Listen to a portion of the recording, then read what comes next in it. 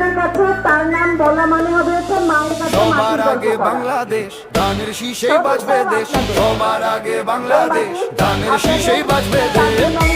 Vote চাবো না, তার কাছে মানে মায়ের কাছে মাটি করতে হবে, তাই তো? তবে আমি একজন শিক্ষক হিসেবে 17 বছর লড়াই শেষে ফিরলো বীরের বেশে। বাংলার মাটি হাসছে আজ আনন্দের বেশে। দেশ নায়কের একটাই ডাক, জাগো নবীন বলো।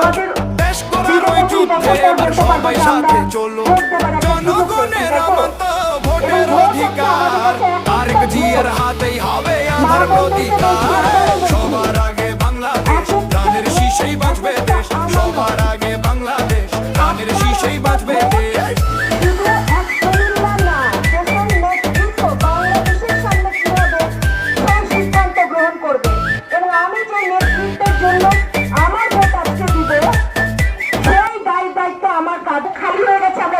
পরিবার 71-টা আমরা অনেকে শুনেছি, 24-টা নিজের চোখে দেখেছি। তার কারণ হচ্ছে আমরা অনেক সময় সচেতন থাকি না। আমাদের অসচেতনতায় মানুষ বিভিন্ন ষড়যন্ত্রের সুযোগ পায়। আমার মায়েরা, আপনাদেরকে আমি অনুরোধ করি, আমার বোনদেরকে আমি অনুরোধ করি, এই নির্বাচন আমাদের জাতীয় দায়িত্ব। আপনাদের ভোট আপনারা দিবেন, আপনাদের হৃদয়, আপনাদের বিবেক যাকে বলে তাকে ভোটটা দিবেন। কিন্তু এইবার বুঝতে হবে, আপনাদের একটা কৌশল রাখতেই হবে। তাহাজ্জুদের নামাজটা পড়ে সকালবেলা ভোট কেন্দ্রে চলে যান। আপনার ভোটটা যে আপনি দিতে পারলেন, আপনার ভোট আল্লাহর কাছে আমাদের কোনো না কোনো সময় জবাবদিহি দিতে হবে, হবে তো? আমানত না? একটা দেশের সিদ্ধান্ত আমরা নিচ্ছি, আল্লাহ আমাদের হাতে সেই ক্ষমতাটা দিয়েছেন।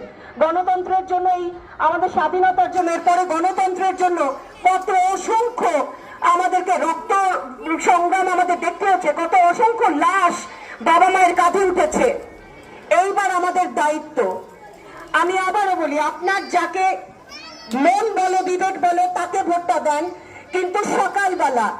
আজকে আমাদের বাবাদেরকে ভাইদেরকে বলি, সকালবেলা নাস্তা একদিন না খেলেও চলবে না, আমাদের মায়েদেরকে পাঠাই দিবেন।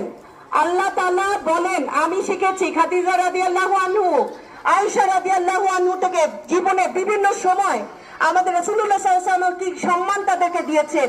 নেতৃত্বের তাদের গুণ আছে না নাই? মায়েদের ইসলামে আমাদেরকে যে শক্তি দিয়েছে, সেই শক্তিটা নিয়ে, এবং আমাদের জুলাইও দেখেছি, মনে আছে যে সেই সময়টা মেয়েরা যদি বাড়াতো, মারা যদি বাড়ানো ঢাল হয়ে না দাঁড়াতো, হয়তোবা এই দিন আমাদেরকে অন্যভাবে হয়তোবা দেখতে হতো। আপনাদেরকে বুঝতে হবে মায়েরা, আপনার